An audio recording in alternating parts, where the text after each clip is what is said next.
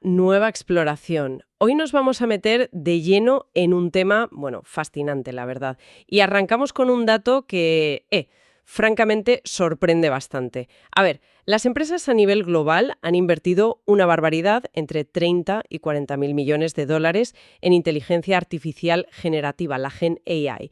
Pero, y aquí viene lo fuerte, un informe reciente nos deja un jarro de agua fría. El 95% de esas organizaciones pues no está viendo ni un euro de retorno tangible. Nada. Exacto. Es un dato demoledor. Hoy vamos a analizar a fondo los hallazgos preliminares de un informe importante, el estado de la IA en los negocios 2025. Es del proyecto Nanda del MIT. Y vamos a intentar desgranar eso que los autores llaman la brecha de la IA generativa. Justo. Y es una brecha, bueno, muy real. Hay que imaginárselo como una división muy clara. Por un lado tienes un grupo muy pequeño, apenas el 5% de las compañías, que sí que está sacando valor de verdad, hablamos de millones, con proyectos piloto de IA que han conseguido integrar bien. Y por el otro lado, pues la inmensa mayoría, ese 95%, que sigue ahí un poco estancada, sin un impacto que se pueda medir en sus resultados, en su P&L, como se dice.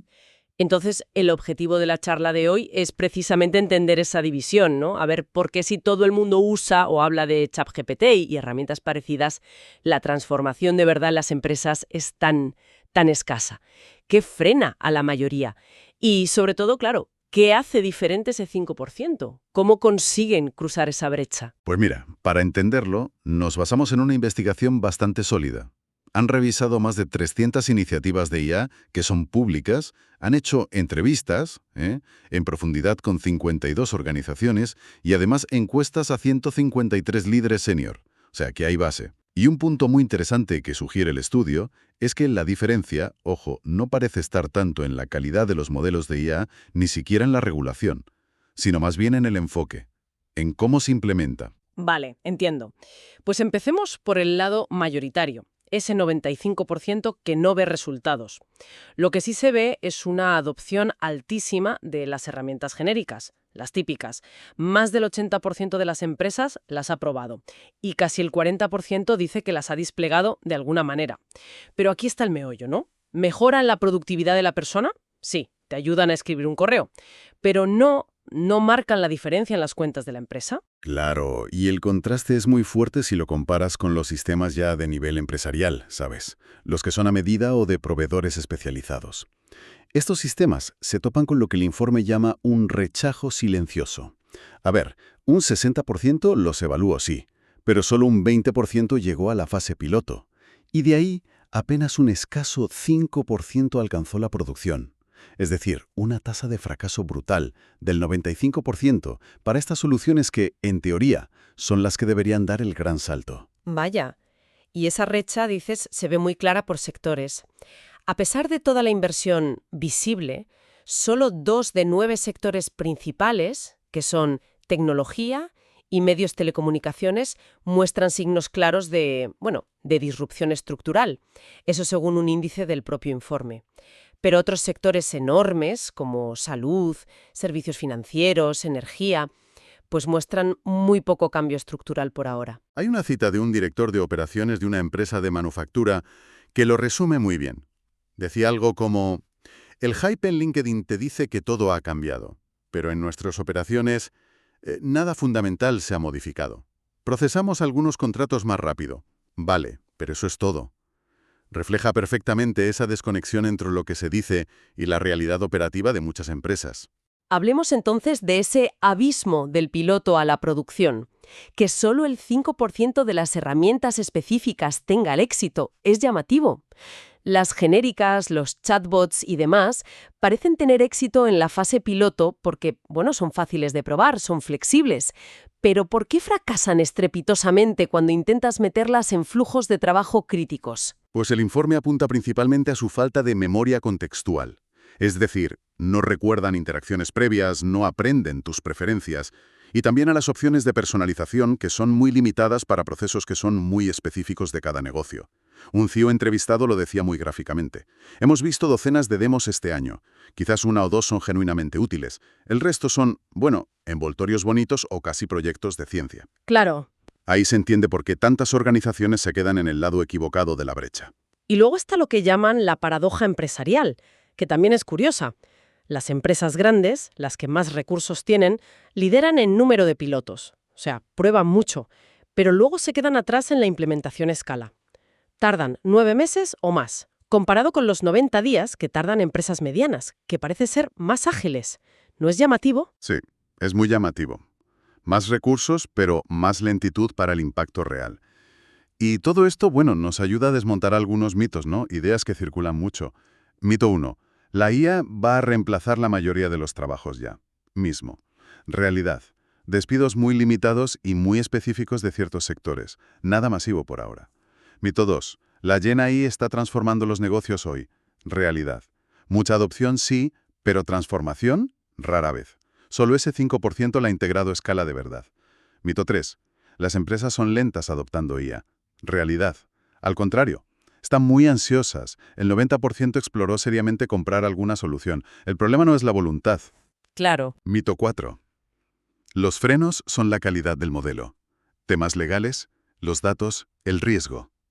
Realidad, según este estudio. El freno principal es que las herramientas no aprenden, no se integran bien en el día a día. Y mito 5. Las mejores empresas construyen sus propias herramientas. ¿Realidad? Pues parece que no. Los desarrollos internos fracasan el doble que comprar o codesarrollar con un socio. Es muy interesante eso. Y hay otro fenómeno que me pareció revelador. La economía sombra de la IA. Resulta que mientras las iniciativas oficiales de la empresa se atascan, más del 90% de los empleados usa sus cuentas personales de ChatGPT o Cloud o la que sea, para automatizar partes de su trabajo. Y a menudo sin que el departamento de IT lo sepa. Contrasta mucho con el 40% de empresas que sí pagan suscripciones oficiales. No consiga, bueno, capitalizarlo. Y esto también influye en dónde se invertiría el dinero. Si les das un presupuesto hipotético de IA a los ejecutivos, casi el 70% iría a ventas y marketing. ¿Por qué? Porque son funciones con métricas muy claras, fáciles de atribuir.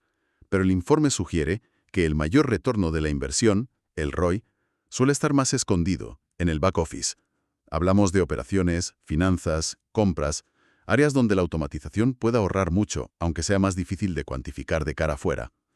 Un directivo de compras de una farmacéutica lo explicaba bien. Es difícil justificar una herramienta que agiliza procesos internos si no mueve directamente la facturación o un coste muy evidente. Y otro factor clave al elegir proveedor, la confianza y las recomendaciones de otros colegas, pesan muchísimo. Vale. Creo que tenemos el panorama general. Vayamos ahora al núcleo del problema. ¿Por qué se estancan los pilotos? El informe habla de la brecha de aprendizaje. Eso suena que es la clave de todo. Es fundamental, sí. Se refiere a que las herramientas sencillamente no aprenden de la retroalimentación que les das, o se integran mal, o no se adaptan a cómo trabajas realmente. Lo curioso es que, al preguntar por las barreras para escalar los pilotos, la primera fue la que te esperarías: resistencia a adoptar nuevas herramientas, el típico miedo al cambio. Pero la segunda barrera más mencionada fue la preocupación por la calidad de los resultados del modelo. Ahí está la paradoja. ¿Verdad? La misma gente que usa ChatGPT para escribir correos o resumir textos en su día a día, luego desconfía de la calidad de la herramienta que le pone a la empresa. ¿Cómo se explica eso? Pues la clave está en las expectativas. Para tareas personales, más informales, la flexibilidad de ChatGPT es suficiente, aunque a veces se equivoque o se invente cosas. Claro, le perdonas más. Exacto. Pero para el trabajo de verdad, para un proceso crítico del negocio, exiges precisión, consistencia y, sobre todo, que aprenda, que tenga memoria, que no cometa el mismo error una y otra vez. Hay un ejemplo buenísimo de una abogada corporativa. Usaba ChatGPT para borradores rápidos, pero una herramienta especializada, carísima, de $50.000 que compró su firma, le parecía inútil. ¿Por qué? Por rígida. Decía, la diferencia de calidad fundamental es notable. ChatGPT produce consistentemente mejores resultados, aunque nuestro proveedor jure que usa la misma tecnología por debajo. Vaya. O sea que las herramientas genéricas ganan de lejos en facilidad de uso al principio, pero pierden la partida en las tareas importantes porque no aprenden. Justo. La misma abogada trazaba la línea. Es excelente para brainstorming y primeros borradores, pero no retiene conocimiento de las preferencias del cliente ni aprende de las ediciones previas. Repite los mismos errores. Las barreras clave para integrar la IA en flujos de trabajo centrales son estructurales. No aprende de nuestro feedback. Requiere demasiado contexto manual cada vez. No se puede personalizar a nuestros flujos específicos. Falla en casos límite y no se adapta. Y si preguntas para qué tipo de trabajo confían en la IA, tareas rápidas como correos o resúmenes, sí, un 70%. Proyectos complejos de alto riesgo, ahí el 90% prefiere a un humano. La línea divisoria no es tanto la inteligencia bruta, sino la memoria, la adaptabilidad, el aprendizaje. Y aquí es donde entra el concepto de IA agéntica, ¿verdad? ¿A qué se refiere exactamente? Sí, se refiere a sistemas diseñados con una memoria persistente y capacidad de aprendizaje iterativo. A diferencia de los sistemas actuales, que necesitan todo el contexto cada vez que interactúas, como si empezaran de cero. O estos agentes mantienen memoria, aprenden de las interacciones pasadas y pueden orquestar flujos de trabajo más complejos de forma más autónoma. O sea, no es solo una herramienta, es más como un asistente que aprende. Exacto. Piensa en eso. Un asistente que evoluciona contigo y con el proceso. El informe clasifica las herramientas en un cuadrante interesante. Tienes los copilots o grappers genéricos. Baja personalización, bajo aprendizaje. ChatGPT con memoria. Baja personalización, pero alto potencial de aprendizaje. Luego están las construcciones internas, que a menudo son frágiles. Alta personalización teórica, pero bajo aprendizaje real. Y en el cuadrante ideal, el de los que cruzan la brecha. Los flujos agénticos o el SAS vertical. Alta personalización y alto aprendizaje. Entendido. Bueno, si la clave es ese aprendizaje y esa adaptación, veamos cómo lo consiguen los que sí tienen éxito. Hablemos de los proveedores, los constructores, ese 5%. ¿Qué hacen diferente? Pues sobre todo se enfocan mucho. Eligen casos de uso muy concretos, nichos, pero que aporten mucho valor. No intentan ser una navaja suiza para todo. Se integran a fondo en los flujos de trabajo del cliente, no se quedan en la superficie con una interfaz bonita, y su forma de escalar es a través del aprendizaje continuo del sistema, que la IA mejore con el uso, no añadiendo más y más funciones genéricas. Al final importa más entender el negocio del cliente y encajar en su día a día que la tecnología subyacente más puntera. ¿Y qué es lo que buscan de verdad las empresas que compran estas soluciones que sí funcionan? ¿Qué priorizan a la hora de decidir? El informe destaca varias prioridades que se repiten bastante. Lo primero, confianza. Es más probable que esperen a que su proveedor tecnológico habitual, un Microsoft, un Salesforce, un Google, incorpore IA antes que jugársela con una startup desconocida. La marca pesa. Mucho. Luego, comprensión profunda de su flujo de trabajo específico. Quieren que el proveedor entienda su manera de hacer las cosas, no que les imponga una genérica. Mínima disrupción. Que se integre fácilmente con las herramientas que ya usan, con su CRM, su ERP. Claro, que no sea un trauma implantarlo. Exacto. Límites claros de datos. La seguridad y privacidad de los datos, sobre todo los de clientes, es innegociable. Y aquí volvemos a la clave. La capacidad de mejorar con el tiempo. Que la herramienta aprenda, que no repita los mismos errores. Es abordar directamente la brecha de aprendizaje. También flexibilidad por si cambian sus procesos. Y algo curioso, el impacto en la plantilla, en los puestos de trabajo, parece ser una preocupación menor de lo esperado si los beneficios son claros y los datos están seguros. La mayoría está dispuesta a entrenar a la IA si ven que merece la pena. Entendido. ¿Y cuál sería entonces la receta ganadora para estos proveedores exitosos? ¿Qué estrategias siguen? Pues se identifican dos estrategias clave que funcionan bien. Uno, personalización para flujos específicos. Empezar por un proceso muy concreto, quizás adyacente o no crítico, pero donde puedan ofrecer mucha personalización y demostrar valor rápidamente. Por ejemplo, Por ejemplo, IA de voz para resumir llamadas de ventas, automatizar la creación de ciertos documentos legales o técnicos, generar código repetitivo para desarrolladores. Cosas con una configuración inicial baja y un valor inmediato y visible. Las soluciones que fallan a menudo intentan abordar de entrada lógicas internas muy complejas o optimizaciones poco transparentes. Las startups que aciertan con esta estrategia crecen muy rápido. Pueden alcanzar más de 1.000.000 € anualizados en 6-12 meses. 2. Aprovechar redes de referencia y confianza. Usar alianzas con integradores de sistemas conocidos, referencias de miembros del consejo de administración o asesores y distribuirse a través de marketplaces empresariales como los de Microsoft o Salesforce. o sea, tirar de contactos y reputación. Fuentes clave para descubrir estas soluciones. Se fían más de eso que de la publicidad. Y el informe advierte sobre una ventana de oportunidad que se estrecha. ¿Qué quiere decir eso? Pues que el tiempo apremia. Las grandes empresas están empezando a cerrar acuerdos a más largo plazo con las plataformas que ya están incorporando estas capacidades de memoria y aprendizaje que comentábamos, Microsoft Copilot con memoria, la beta de memoria de ChatGPT. Los proveedores independientes que actúen rápido ahora y ofrezcan agentes adaptativos y personalizados para nichos específicos pueden asegurarse un hueco y crear barreras de entrada. Están surgiendo infraestructuras y protocolos como Nanda, MCP, A2A, para que estos sistemas puedan interoperar en el futuro. Un CEO de una firma financiera importante lo decía claro: una vez que invertimos tiempo y recursos en entrenar un sistema para que funcione a nuestra manera, los costes de cambiar a otro proveedor se vuelven prohibitivos. Te atas a él. Exacto.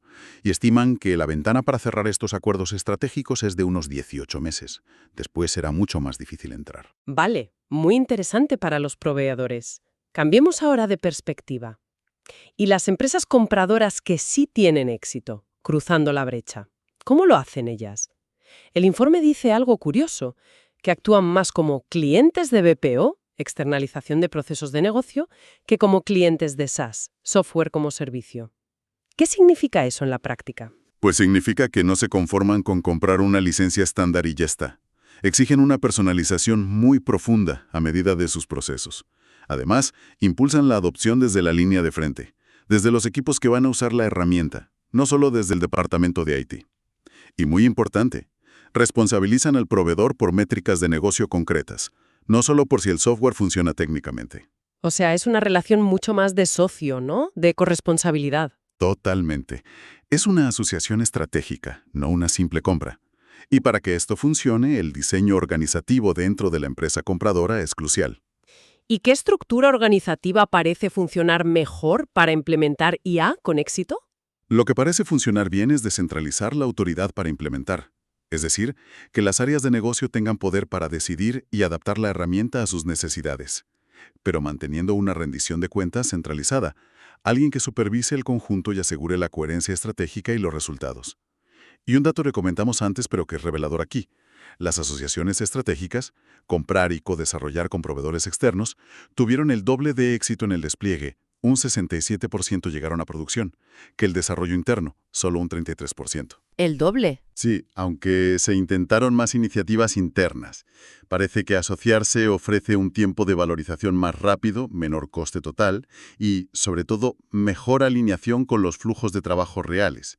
Hay que tomarlo con cautela. Es correlación, no causalidad probada, pero la diferencia es muy significativa. ¿Y qué prácticas concretas siguen estas empresas compradoras que tienen éxito? ¿Qué podemos aprender de ellas? Pues varias cosas. Exigen esa personalización profunda que decíamos, alineada a sus procesos y a sus datos internos. Evalúan las herramientas por los resultados operativos que generan. Ahorramos tiempo, mejoramos la calidad, reducimos errores, no por benchmarks técnicos del modelo de IA que hay debajo. Colaboran estrechamente con el proveedor, incluso a través de los fallos iniciales. Entienden que es una coevolución, que la herramienta tiene que ir aprendiendo y ajustándose.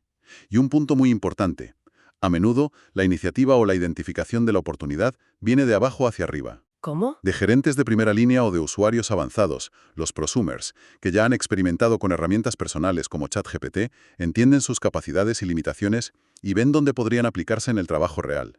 No tanto de un laboratorio central de IA aislado. Exacto. Esa fuente de ideas más perada al terreno, combinada con el apoyo y la responsabilidad de la dirección, parece que acelera mucho la adopción real. Y en cuanto al retorno de la inversión, el ROI, ¿se confirma eso de que a menudo está en funciones un poco olvidadas en el back office? Totalmente. El informe insiste mucho en esto. Las ganancias más grandes y más fáciles de medir, a menudo, provienen de reemplazar o reducir la dependencia de servicios de BPO o de agencias externas caras. Piensa en áreas como atención al cliente, con chatbots que sí aprenden, procesamiento de facturas o documentos, controles de riesgo externalizados, creación de contenido estándar. Dan ejemplos concretos de empresas que han eliminado contratos de BPO por valor de 2 a 10 millones de dólares anuales, o reducido el gasto en agencias creativas en un 30%.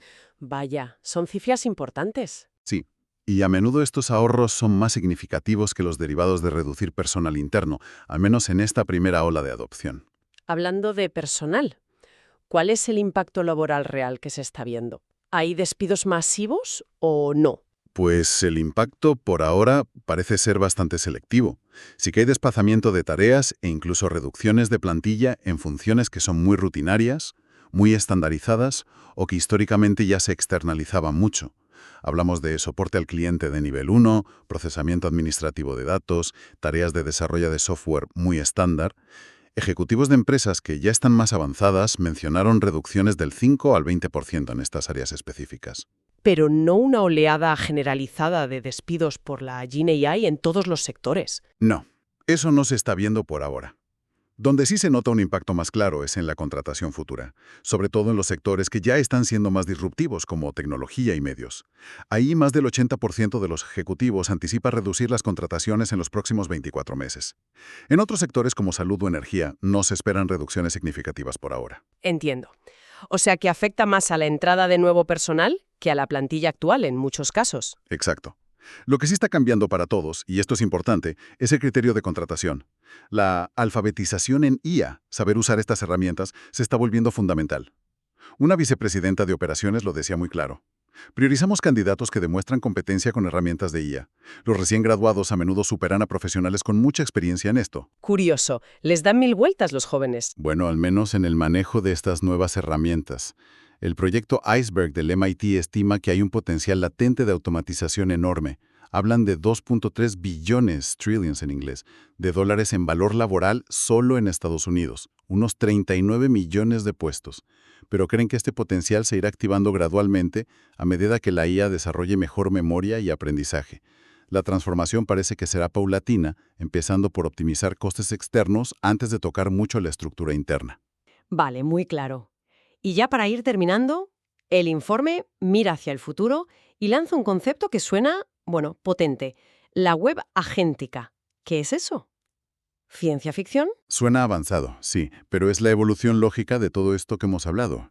Ya no se trata solo de tener agentes de IA trabajando dentro de tu empresa, sino de imaginar una red donde sistemas autónomos de diferentes organizaciones puedan descubrirse, negociar y coordinar tareas entre sí a través de toda la infraestructura de Internet, O sea, IAs hablando con IAs de otras empresas para hacer cosas. que se están desarrollando como las bases para esto.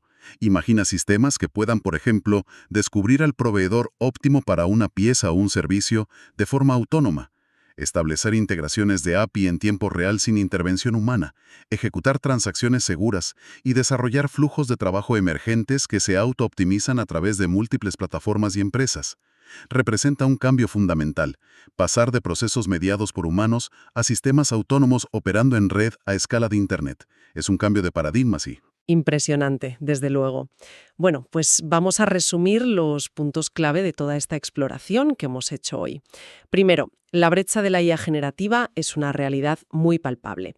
Un 95% de las organizaciones invierte pero no ve retorno claro.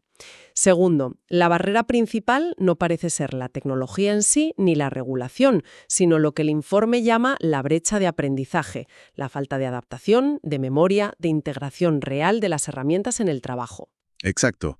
Y el éxito, tanto para los proveedores como para las empresas compradoras, reside en enfocarse en sistemas que sí aprenden de verdad. Priorizar las asociaciones estratégicas, comprar o codesarrollar, parece más efectivo que intentar construir todo desde cero internamente.